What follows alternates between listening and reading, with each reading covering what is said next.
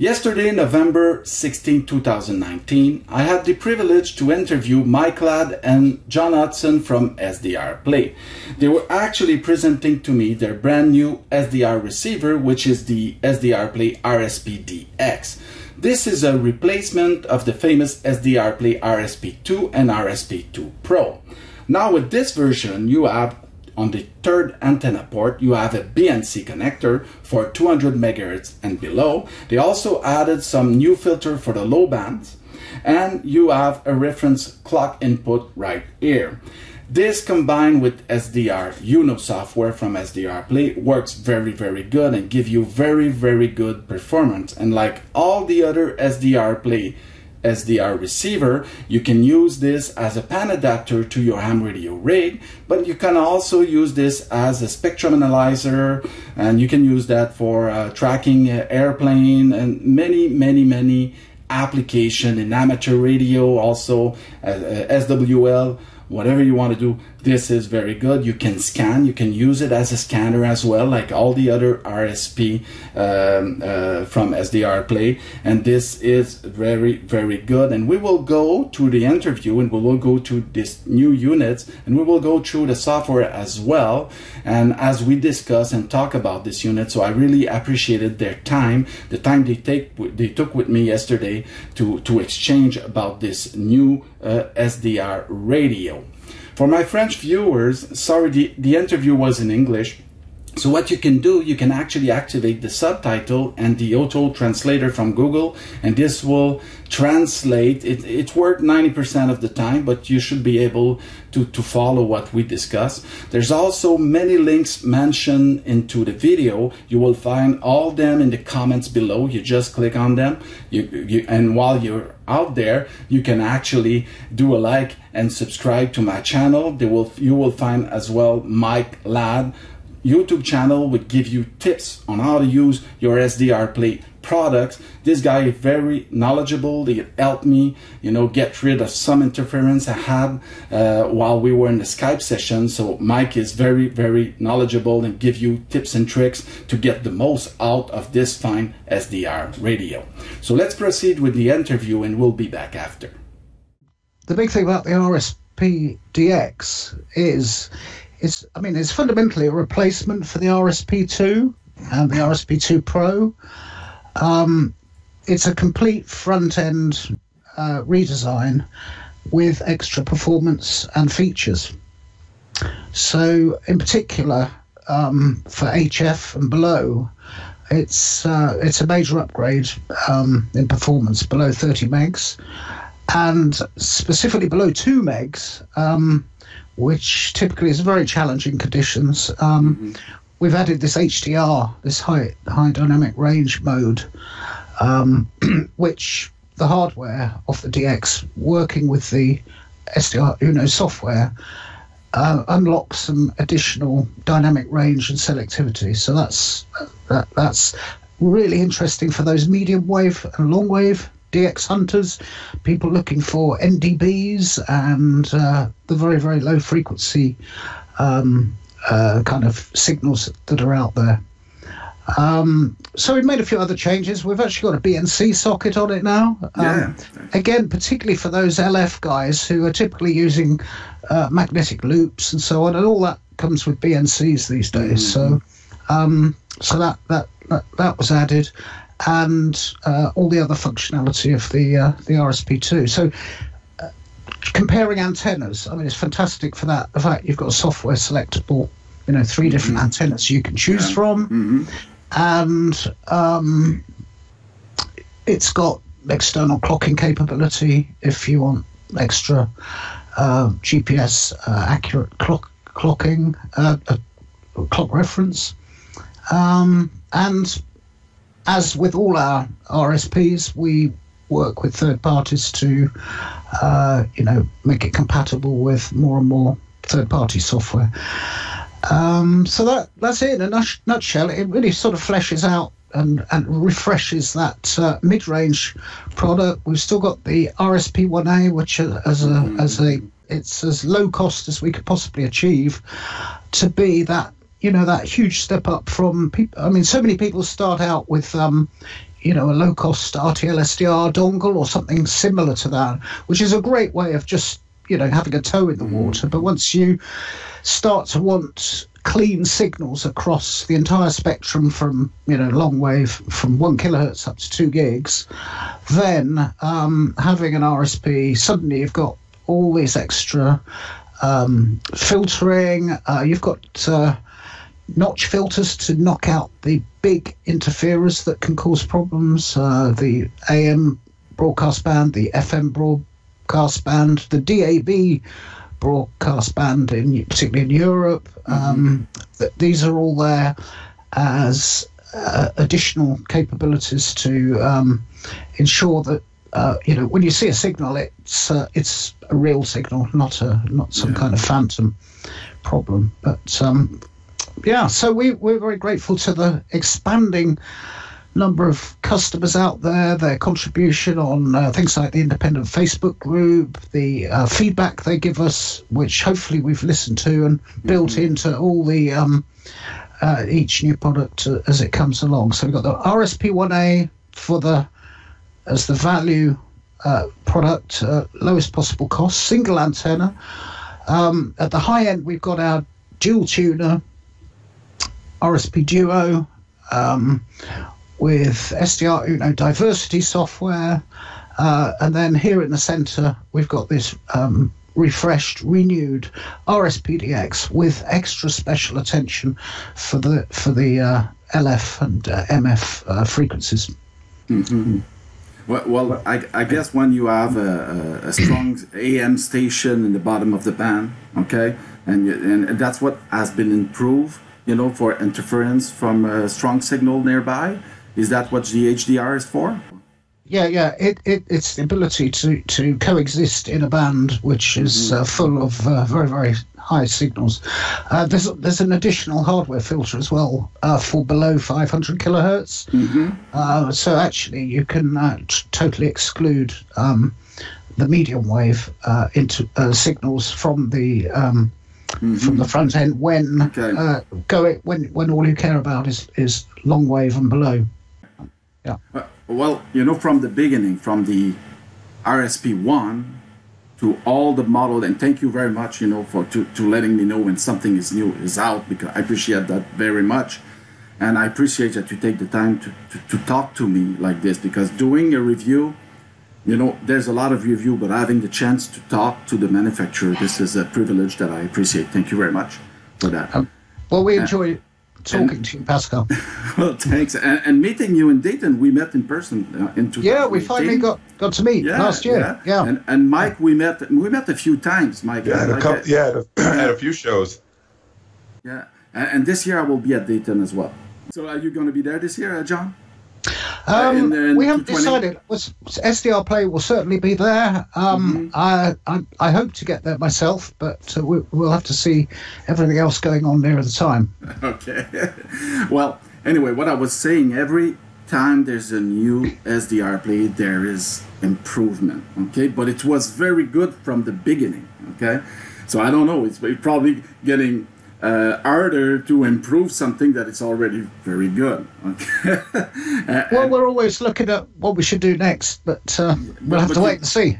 But you do listen to your customers, because I remember telling you, having a powerful receiver like an SDRplay from 1 kilohertz to 2 gigahertz, while the scanning function is something great, because it can be used as a scanner as well, and you did implement that. That is great. And I learned today, I probably missed something somewhere, that the Duo, you implemented the diversity. So that means you can actually null out some noise using the two receivers. Is that correct? Yeah, that's right. There's two ways you can really make use of it. One is to do what we call maximum ratio combination, where you basically are additive of the two signals, such that if they have, inherent diversity. It could be spatial, so as long as you get the antennas more than a quarter of a wavelength away. So up at VHF, UHF, that's easier to achieve.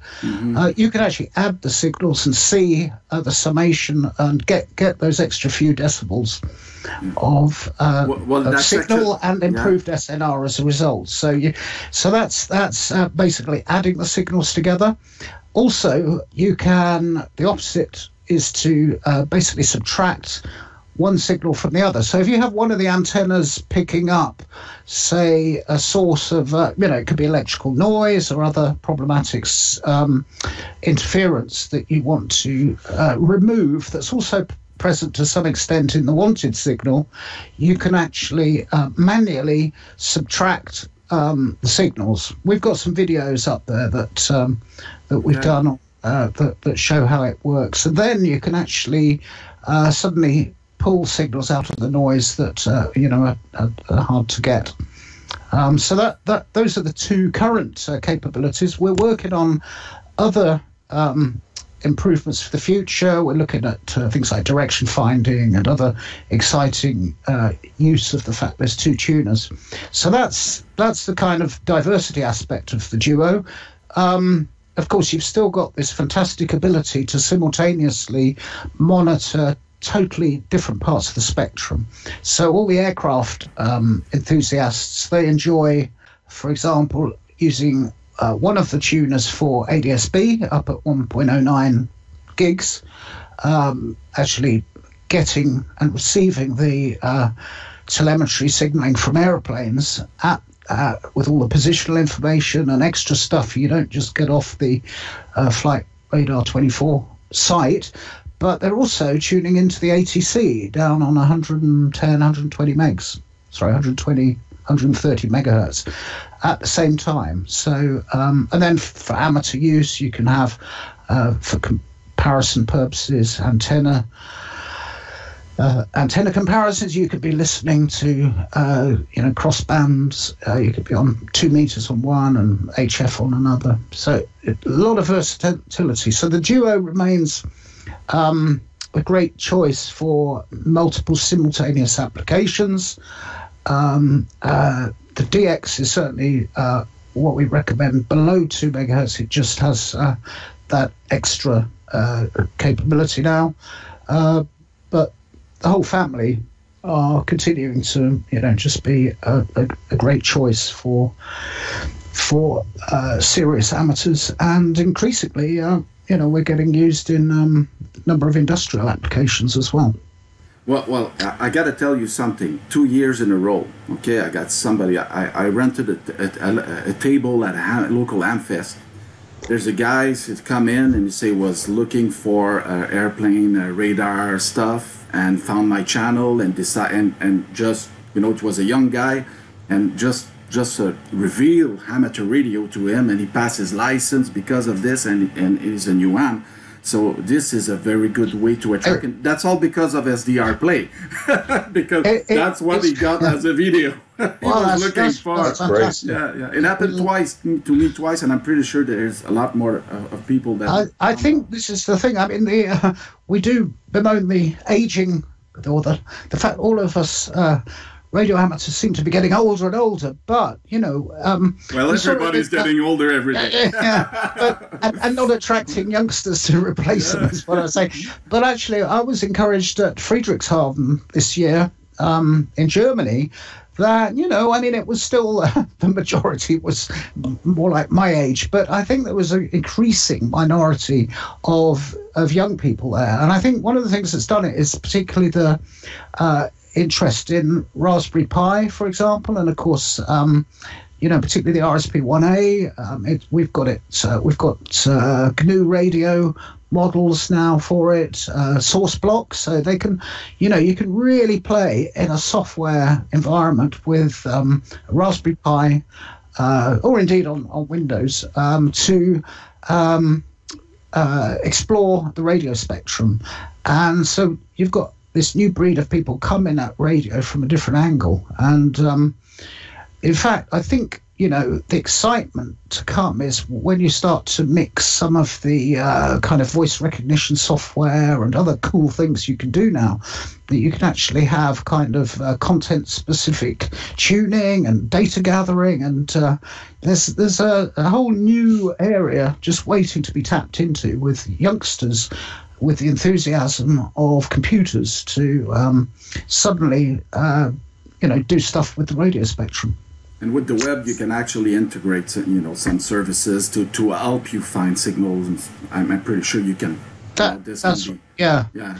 But there's also a growing number of people who want to be kind of off-grid. They don't want to be dependent on the internet. I mean, ham radio is all about true communication, point to point anywhere on the globe. And I think that's an excitement that, has yet to reach people who up till now have only played with computers and kind of moaning about the internet. So. I can see that, the youngster are mainly attracted to digital modes, but then suddenly, after a while, they even go to CW. So you need to show them the diversity, and you need to attract them. And YouTube is a very powerful tool, because I remember when I heard somebody, and like 20 years ago, there was a ham radio, something going on TV, so everybody was setting up their VHS to record that, and it happened not so many times. Okay, so and it was hard to see some ham radio content like we do today with YouTube. There's many YouTubers out there doing great stuff, and that is great. That's promoting radios. But when I started as a ham radio, my first HF radio was an old rig with a vinyl lamp tube, okay, at the time.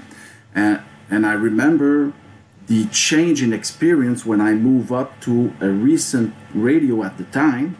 And I said, wow, what a difference in receiving and everything. But today, someone that starts, and I had a few people writing me, and I suggest the SDRplay. Plus, you have a local dealer here in Canada, and also you have dealers all over the world. So, they can buy from a local dealer. That is great.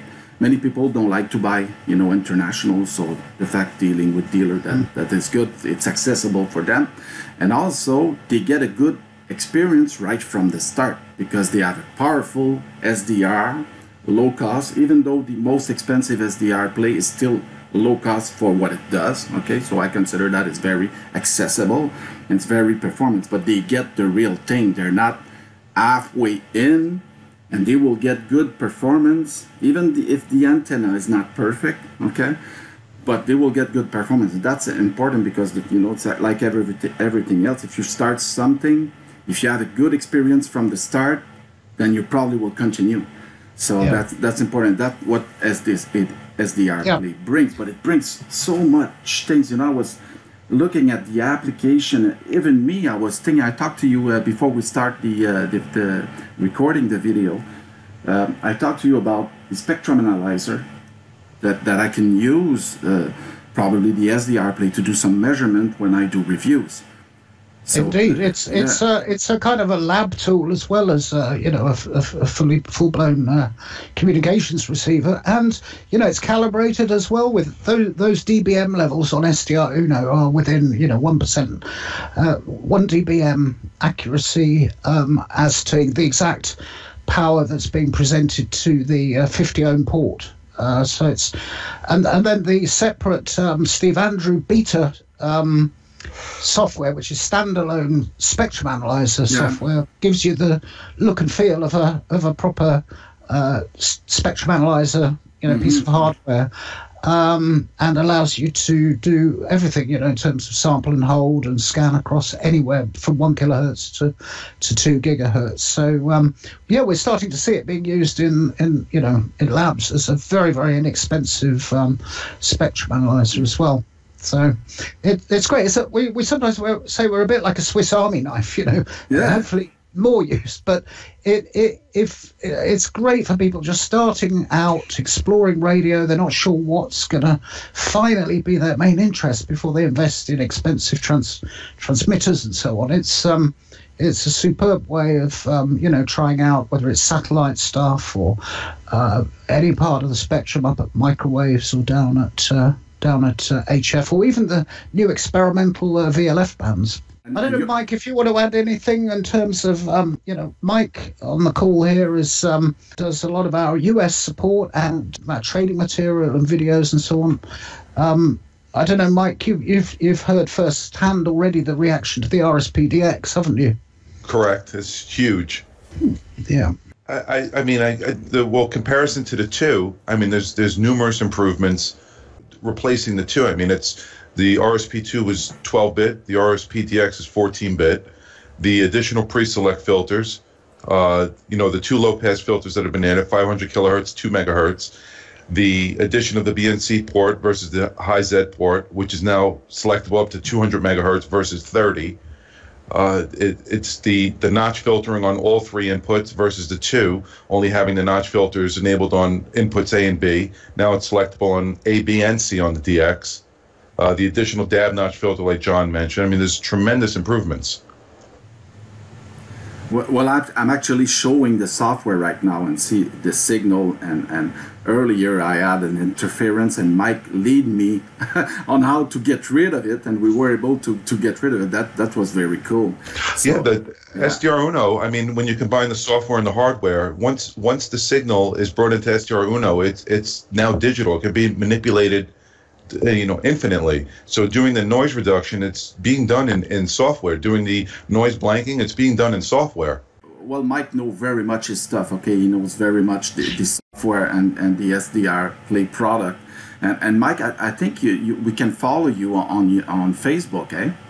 On Facebook, in the SDR, I usually live in the unofficial SDRplay Facebook group, and I'm also in the SDR Uno Facebook group, and there's SDRplayHamGuides YouTube channel that I do for SDRplay that walk people through all the basics of using SDR Uno, interfacing with digital decoders, interfacing with their rigs, and also interfacing with the community. So I handhold numerous people in getting up to speed with SDR Uno. You invest in a SDRplay product, and then if you move to ham radio, you pass your license, you get a high-end transceiver, whatever, you can still use and sync your SDRplay as a pan adapter to the rig as well. So it's a continuous, it's something you buy, but you will keep for a very long time. So it's an investment for newcomers. It gives you a set of eyes to the signal that you're hearing. So you're using two senses instead of one, because with radio, you're using your ears. So now you're using your eyes and your ears. Yeah, and SDR Uno itself works, a big part of the price because it's included with, it's all free and free upgrades for all your device. And you added up, I found out that you added up some easiest way to save the profile, okay, for the screen disposition, and the save WS function, which is great. Correct. We're trying to streamline SDR Uno to be as intuitive as possible, and it's the save workspace function is just one additional function that was added to Uno. Every time an update is rolled out, there's performance increases. As you said, all the devices can use those functions. Just the band framing alone is a very, very powerful tool compared to other SDR software. So basically, you might be a radio ham, you just click on the 80 meter band, the 160 meter band, and suddenly it unpacks exactly that frequency range with the optimum settings. It knows its lower sideband if it's below 10 megs and so on. Now you see where it says LIF? Yeah. That's the mode. There's two modes in the RSP. There's 0IF mode and low IF mode. Now with the RSPdx, you have a third mode, which is high dynamic range mode. So if you click one of the high dynamic range buttons that are within the band buttons there, note the mode from the main panel. Just click any of them. Now it changed to HDR mode. And you can see that in the main panel. It says IF bandwidth 0.2 megs HDR. If you, that changes automatically whenever you hit. Even if you go to bands ham lower, if you go bands ham lower, and if you hit 160 top right, if you click on 160, because that's below 2 megahertz, it automatically, you can see it's changed it over to HDR mode. Okay. So HDR mode is only available below 2 megahertz. So any of those band buttons that go below 2 megahertz will automatically enable high dynamic range. So mode. try 40 meters, which is obviously above 2. You know, you'll see it's changed. Come to LEF. It's gone back to the low IF. The low IF mode. Yeah, and this one is ZIF. What's the difference? 0 IF is for the higher bandwidth. So if you want to go to 10 megahertz of bandwidth, you would need to do that in 0 IF mode. Low IF mode is when you want to put it in 2 megs, and then you decimate to give you the lower bandwidth. So let's say if you click on a signal, you're at 2 megs of span. Okay. Now let's say if you want to go lower, let's say if you want to go to 250 kilohertz, decimate by 32. Decimation is in the main panel. Hold on. 2200 meters you enable, so disable that. Yeah. Okay. If you go to your main panel, you'll see that decimation right there. It says 1. Yeah. Click that. Yeah. Make it 32. And now you're at a final sample rate of 62 kilohertz. Yeah. Yep. Almost. So you can in 0 IF mode you can get to the lower bandwidths by decimation. So decimation, what it is digitally it's going to take samples and digitally drop them on the IQ data that's coming in. Yeah. The reason I use decimation, let's say if there's a weak signal, it's really, really weak, I crank the gain all the way to the top, it's still a little bit weak. I'll decimate, this is where I can get rid of stuff out of the passband of that signal and try to increase the SNR of that weak station. So I use it as a tool to help me resolve weak stations. Go to HDR. Oh, HDR? Nope, go to HDR and hit medium wave next to the clear button, MW. Yeah. Okay, there you go. And then, now that's medium wave in high dynamic range mode. With any of the band buttons, you're not going to decimate because it's already decimating for you and it's already framing the band. Yeah.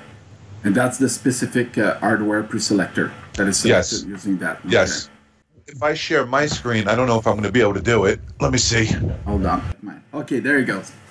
Now, this is the medium wave band in Florida in high dynamic range mode. Now, if you see, I'm on an input C, which is a BNC connection. Yeah. The original RSP2 had no notch filtering on the high Z port. So with the medium wave notch filter, you see I null out the complete medium wave band. So I won't get intermod higher up in the bands as I increase my gain.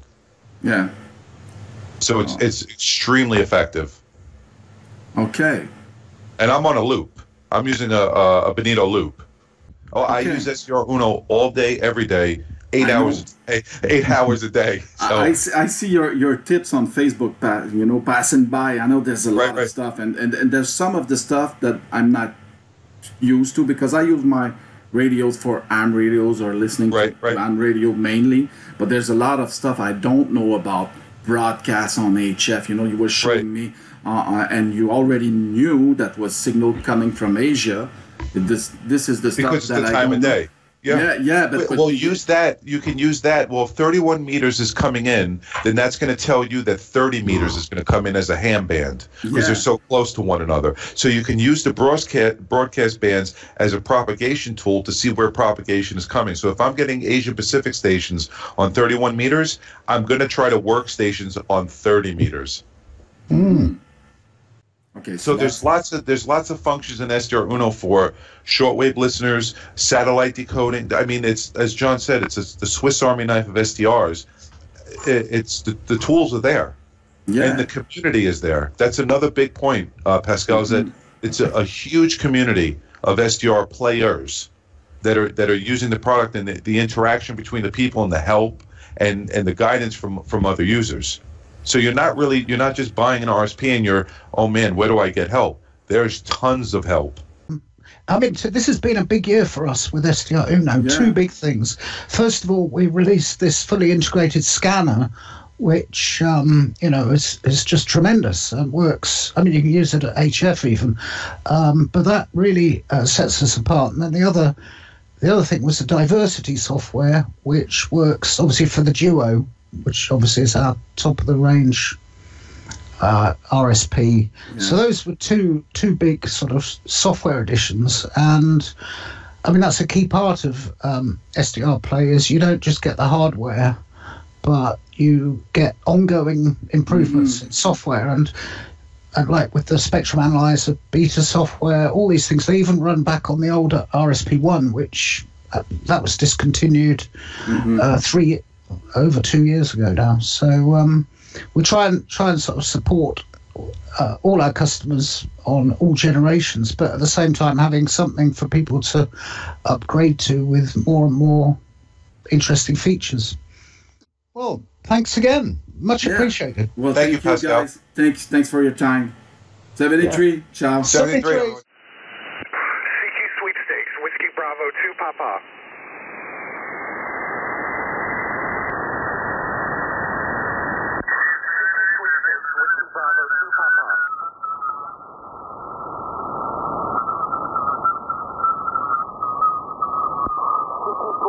Whiskey Bravo 2 Papa.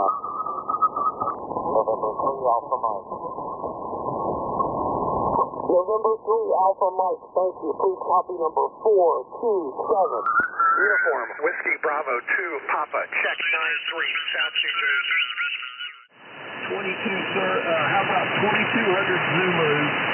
Somewhere around 7031, 7032, 7033, somewhere in there. I'll just be watching. 77 to Lee Angie. Back to you, Bob Oler.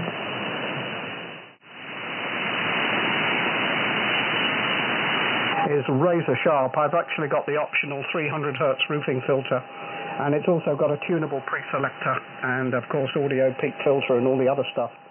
Italy Zulu 4, Union Foxtrot Golf. Not with the GP volts. I think there isn't even a standard in the industry. You know, some manufacturers, they say they want 50 microvolts. On that, I'll say 73. If you want to go on the link that we talk about in the video, you can go in the comments below. They're all over there. And also, if you, while you're out there, okay, click a like. This is always appreciated. And don't forget to subscribe and click on that notification bell to be notified as soon as a new video is online. On that, I'll say 73. Thank you, merci, et à la prochaine.